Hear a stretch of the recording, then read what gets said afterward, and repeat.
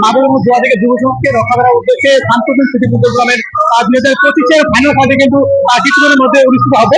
দর্শক আপনাদের আবার যারা আপনাদের বলে রাখি যে খেলা শুরু হওয়ার আগে কিন্তু কানায় কানায় পরিপূর্ণ হয়ে গেছে কালীগঞ্জ উপজেলা শান্তদিন ডিগ্রি করেছে। আজকে যে শক্তিশালী দল একে অপরের মোকাবেলা এবং শক্তিশালী কাকেরা ইউনিয়ন ফুটবল একাদশ বনাম শক্তিশালী ভোটবাড়ি ইউনিয়ন ফুটবল একাদশ, এই দুটি দলের কিন্তু মুখোমুখি লড়াই কিন্তু কিছুক্ষণের মধ্যে অনুষ্ঠিত হবে। এবং এই খেলাটিতে কিন্তু প্রধান অতিথি হিসেবে উপস্থিত রয়েছেন লালবাগ জেলা বিএনপির সভাপতি এবং বিভাগীয় বিএনপির কমিটির সাংগঠনিক সম্পাদক অধ্যক্ষ আসাদুল দুলু। এবং এই খেলাটির সমস্ত আয়োজন করেছে কিন্তু লালমের 2 আসনের ধানেশের মনোপদ্ধতি এবং লালমের জেলা বিএনপির সহসভাপতি রবীন্দ্র মাহবুব মহোদয়। আমরা দর্শক আপনাদেরকে একটু বলে রাখি কিন্তু খেলা শুরুর আগে কিন্তু কানায় কানায় পরিপূর্ণ হয়ে গেছে এই সাংস্কৃতিক ফুটবল টুর্নামেন্টের খেলার মাঠে। কিছুদিনের মধ্যে কিন্তু এই শক্তিশালী দল দুটি একে অপরের মোকাবেলা করবেন।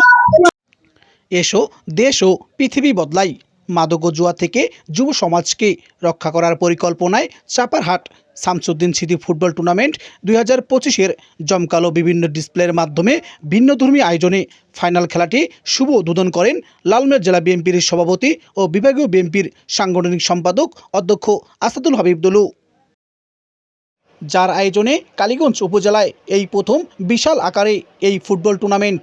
লালমের জেলা বিএনপির সহসভাপতি এবং লালমের 2 কালীগঞ্জ আজিতমারি আসনের ধানের শীষের মনোনয়ন প্রত্যাশী জননেতা রকুনউদ্দিন বাবুলের সভাপতিত্বে নানান আয়োজনে শামসুদ্দিন ফুটবল টুর্নামেন্টের ফাইনাল খেলাটি অনুষ্ঠিত হয়।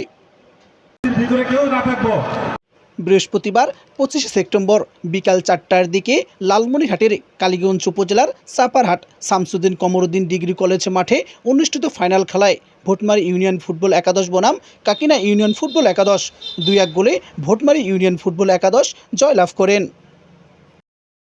এ সময় কানায় কানায় পরিপূর্ণ দর্শক গ্যালারি, কলেজ ভ্রমণ, টিটির চাল, বড় বড় গাছের ডালপাতায় বারান্দা সহ কোথাও যেন বিন্দুমাত্র জায়গা নেই।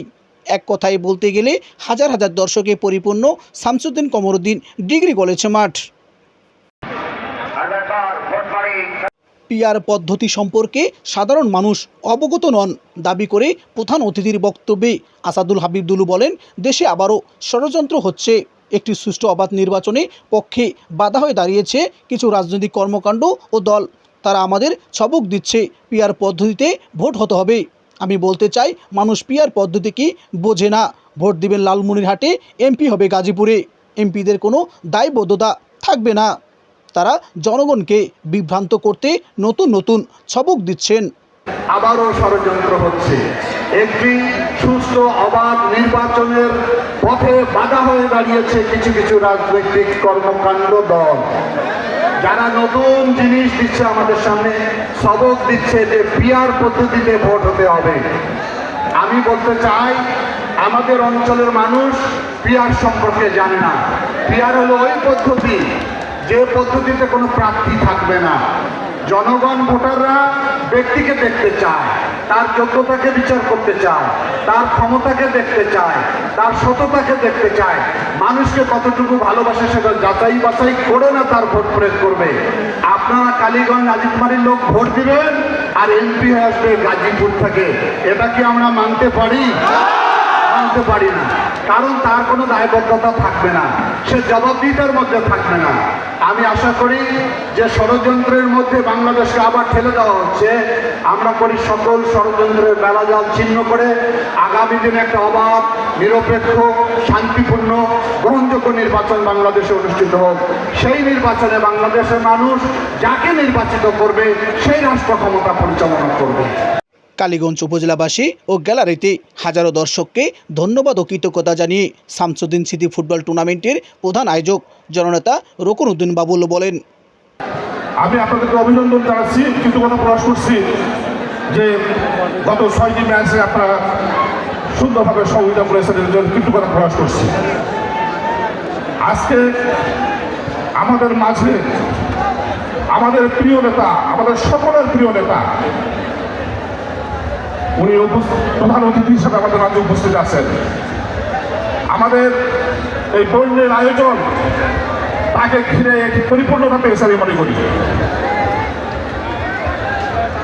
আমাদের মাঝে আমাদের প্রিয় নেতা, আমরা তার সম্পর্কে সকলে জানি যে উনি যেমন একজন ক্রীড়ামুখী মানুষ, একজন সাংস্কৃতিক প্রেমী মানুষ। দেশে গণতন্ত্র না থাকার কারণে আমি আপনাদের প্রতিনিধিত্ব করার সুযোগ পাইনি। আমি শুধু আপনাদের কাছে এইটুকুই আশা করি যে আগামী দিনে আপনাদের সহযোগিতা, আপনাদের দোয়া, যদি আপনাদের প্রতিনিধিত্ব করার সুযোগ পাই, তাহলে আপনাদেরকে সাথে নিয়ে যেন এই এলাকার উন্নয়ন ঘটাতে পারি। পাশাপাশি আমাদের যিনি অভিভাবক আমাদের পাশে আছেন, আগামী যে নির্বাচন হলে উনি এমপি হবেন, মন্ত্রী হবেন, আমি ভাইয়ের কাছে আপনারা কি করজোর অনুরোধ করবো যে দীর্ঘদিন থেকে এই এলাকায় উন্নয়ন থেকে বঞ্চিত, আপনি ইনশাল্লাহ আগামী দিনে মন্ত্রী হবেন, আপনি আমাদের এলাকার দিকে খেয়াল করবেন যেন আপনার মাধ্যমে আমরা এই এলাকার উন্নয়ন করতে পারি। দৈনিক বাংলাদেশ মিডিয়া, লালমনিরহাট। দৈনিক বাংলাদেশ মিডিয়া, সত্যের সন্ধানে সারাক্ষণ।